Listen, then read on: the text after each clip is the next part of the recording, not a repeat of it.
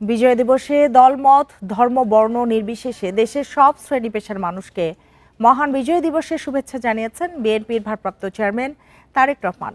সকালে নিজের verified Facebook পেজে এই শুভেচ্ছা জানান তিনি। বিজলি কেবলসের স্কিন কোটেড ইনসুলেশন আগুন প্রতিরোধী। বিজলি কেবলস, নিরাপদ আজীবন। এর আগে তিনি বলেন, যতবারই স্বাধীনতার স্বপ্নে শৃঙ্খল পরানোর চেষ্টা হয়েছে ততবারই তীব্রভাবে জেগে উঠেছে বাংলাদেশ। ৭১-এর সেই জাগরণই ছিল ২৪-এর শক্তি বলে মন্তব্য করেন তিনি।